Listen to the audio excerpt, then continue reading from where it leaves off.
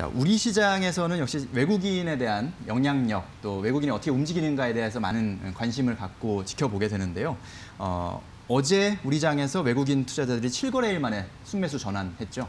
네, 그렇습니다. 말씀하신 대로 최근 이제 동학 개미 운동이라는 이름으로 개인 투자자들이 우리 증시의 주요한 매수 세력으로 등장하고 있지만 여전히 어떤 그 스윙 투자자, 그러니까 샀다 팔았다를 반복하면서 시장을 오르내림을 주도하는 세력은 여전히 외국인 투자자다라는 말씀 드리고 싶고요.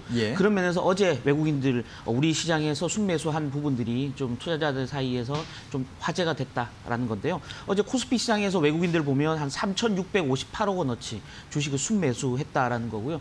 말씀하신 대로 7거래일 만에 순매수 전환을 했고요. 그 규모 면에서 보면 지난 2월 5일에 기록했던 4,600억 원 순매수 이후에 무려 석 달 보름여 만에 가장 많은 순매수를 기록하면서 이제 좀 순매수로 돌아서는 거 아닌가라는 어떤 기대감을 좀 갖게 했다라는 거고요.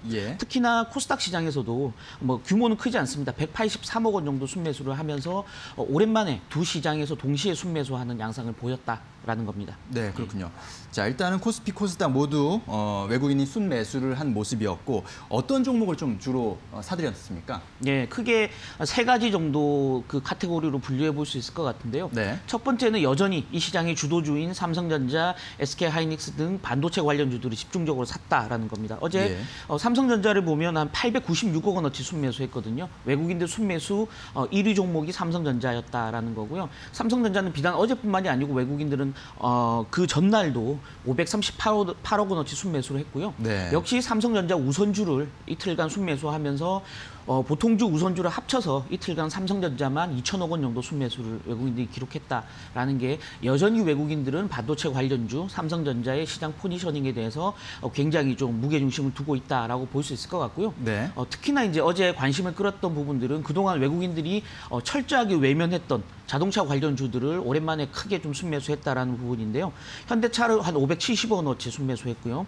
기아차를 한 139억 원 순매수하면서 자동차주에 대한 어떤 저가 매수에 좀 가담했다라고 보여지는 거고요. 이 코너에서 여러 차례 소개해드렸지만 카카오, 네이버, NC소프트, 언택트 관련주, 코로나19의 가장 수혜를 보는 종목군들도 동시에 순매수를 하면서 외국인들은 기존의 시장 주도주, 또 종전 주도주, 또 향후에 반등할 수 있는 가격 메리트가 가장 돋보이는 종목군, 이렇게 세 개의 종목군 중심으로 순매수를 적극적으로 보였다라는 말씀 드리고 싶습니다. 네, 그렇군요. 외국인 투자자들의 순매수에는 이제 반도체주, 자동차주, 그리고 언택트주가 이제 중심에 있었다라고 이제 정리할 수 있겠는데, 이렇게 외국인이 이제 순매수로 돌아선 배경 어떻게 좀 설명할 수 있을까요?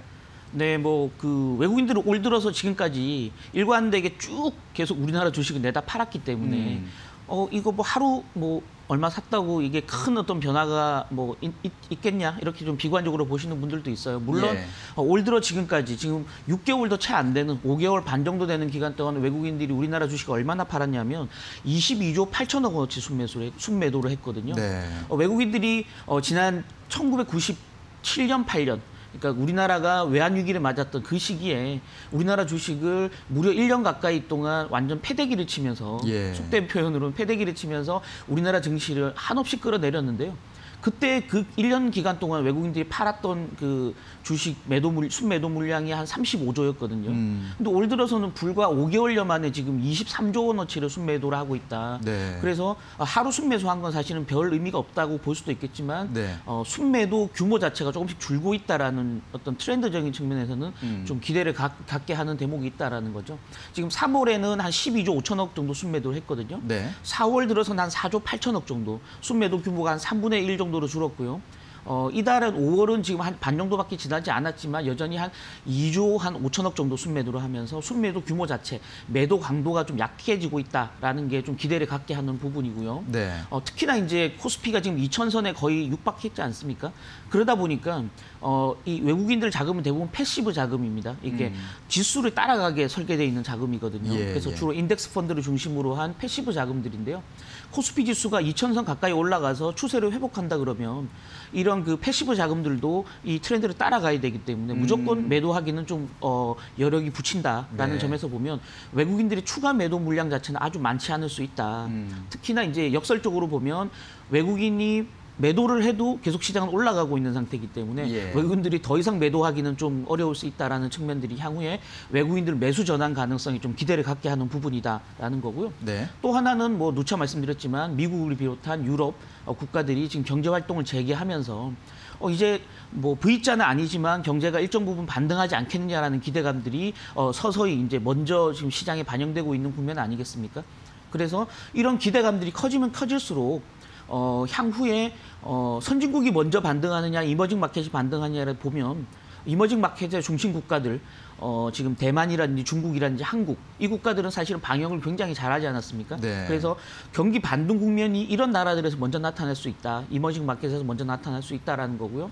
특히나 최근 국제 유가도 반등을 하고 있기 때문에 국제 유가에 따라서 경기 그 등락이 가파른 브라질이라든지 러시아라든지 이런 그 이머징 마켓의 추가적인 반등 가능성도 있기 때문에 외국인들이 경제 활동 재개에 따른 수혜가 오히려 핵심적인 이머징 마켓 국가에서 나타날 가능성이 있다라는데 베팅할 가능성이 있다라는 거고요. 네. 그런 면에서 보면 외국인들이 한국 증시에 대한 관심을 가지고 한국 증시 내에서 특히 수출 관련 경기 민감주에 관심을 가질 가능성이 굉장히 크다라는 점에서 외국인들의 매수가 좀 일회성에 그치지 않고 좀 더 추세적으로 나타날 수 있지 않겠느냐라는 기대감을 갖는 부분입니다. 네, 그렇군요.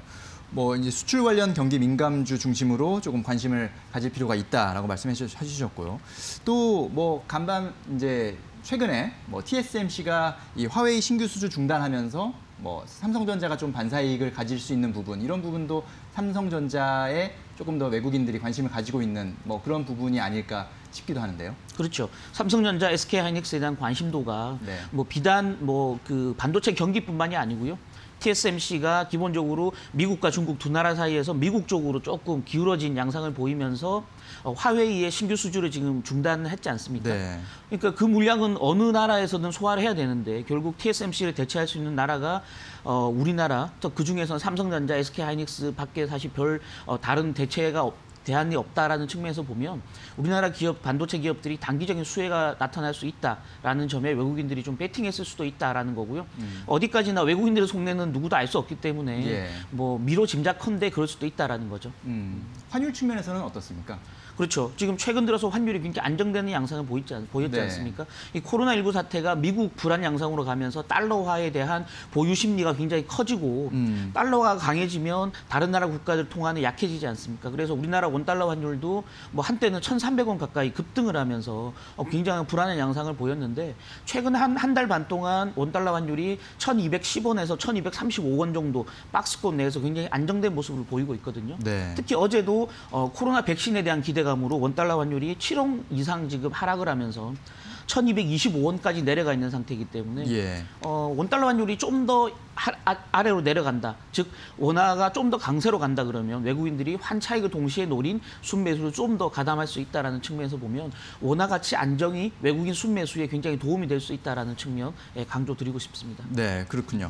자, 일단은 뭐 외국인이 순매수한 배경에 대해서 여러 가지 분석이 있을 수 있겠습니다만 경제 활동이 좀 재개되는 그런 분위기 속에서 또 백신 개발에 대한 기대감도 나타나고 있고요. 그러면서 아무래도 경기가 회복될 경우에는 이머징 마켓을 중심으로 조금 더 반등이 빠를 것이다라는 기대감이 있는 것 같고 또 환율도 많이 안정되고 있다는 거, 그러니까 원화 기준으로요. 그런 것들도 역시 외국인들이 한국 시장을 좀 주목하는 그런 이유인 것 같습니다. 이제 관건은 말씀하셨지만 계속해서 이제 올 들어서 계속 엄청난 그 외국인의 매도가 있었고 어제는 이제 7거래일 만에 일단 순매수 전환을 하긴 했습니다만 이게 과연 이어질지 아니면 그냥 반짝 하루로 끝나고 다시 또 매도세를 이어갈지 이건 사실 알 수가 없는 거 아니겠습니까? 아직까지는. 자, 관건, 이 외국인의 순매수 지속 여부에 대해서 어떻게 좀 보고 계십니까? 그렇죠. 어제 사실은 우리나라 증시, 글로벌 증시 반등의 핵심적인 모멘텀은 모더나의 백신 개발 성공 소식 아니겠습니까? 네.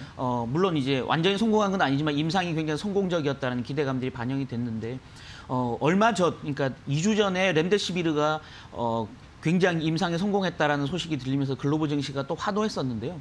그때도 외국인들은 하루 순매수를 하고 그 다음 날부터 또 순매도로 돌아섰거든요. 네. 그런 경험으로 보면 지금도 순매수가 계속 이어질 것이라 장담하기는 굉장히 어렵다라는 거고요.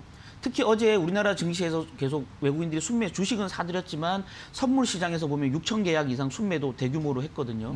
결국은 선물을 내다 팔면서 현물을 매수하는 그런 차익 거래가 일정 부분 엮여 있지 않겠냐라고 본다 그러면 예. 우리나라 증시를 아주 좋게 보기보다는 차익 거래를 통한 이익을 좀 얻고자 하는 니즈가 좀 많았다라는 측면에서 보면 외국인들의 순매수가 좀 더 이어지기는 쉽지 않을 수 있다라는 네. 건데요. 당장 오늘 순매수를 할 거냐, 내일 순매수를 더 할 거냐, 이거는 장담하기 어렵지만 네. 조금 더 긴 시계로 본다 그러면 외국인들은 순매수로 돌아설 가능성이 굉장히 크다라는 말씀을 드리고 싶은데요. 아까 말씀드렸던 일단은 이머징 마켓에서 자금이 빠져나가는 우리나라도 이머징 마켓에 속해 있기 때문에 예. 외국인들이 한국 증시를 사기 위해서는 이머징 마켓에 투자하는 주식형 펀드에 자금이 계속 들어와야 되거든요. 근데 결국 이거는 미국을 비롯한 선진국 그 개인 투자자들의 투자 심리하고 연계된 부분이고요. 그러니까 이런 자금 순유출이 지금 일정 부분 많이 완화가 된 상황이고 최근 들어서 나타나는 미국의 그 개인 투자자들, 미국 개인들의 경기 심리가 굉장히 좀 양호해지고 있는 상태고요.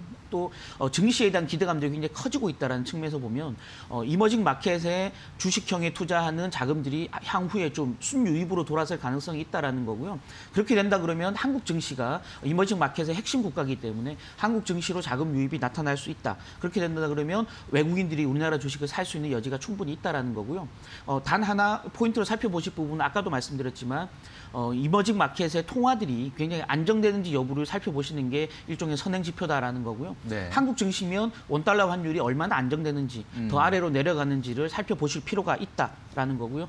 특히 이제 간밤에 독일과 프랑스 두 나라가 공동으로 코로나19에 대응하기 위한 재정기금을 조성하자라는 발표가 나온 이후에 유로화가 굉장히 강세를 보였거든요. 예. 유로화가 강세를 보이면서 달러화가 약세를 보였고요. 달러와 약세가 맞물려서 원화가 또 강해지는 이런 양상을 보일 수 있기 때문에 지금 같은 양상, 그러니까 미국을 제외한 다른 국가들이 굉장히 안정되는 양상을 보인다 그러면 선진국 이머징 통화 가치가 올라가고 네. 그에 따른 외국인 매수세가 살아날 가능성이 있다라는 측면에서 보면 좀 더 길게 본다 그러면 외국인 순매수가 유지될 가능성이 있다라는 거고요. 그렇게 본다 그러면 그동안 외국인들이 집중적으로 팔았던 대형주가 좀 시세를 분출할 가능성이 있다라고 보여지는 상황입니다. 네, 그렇군요.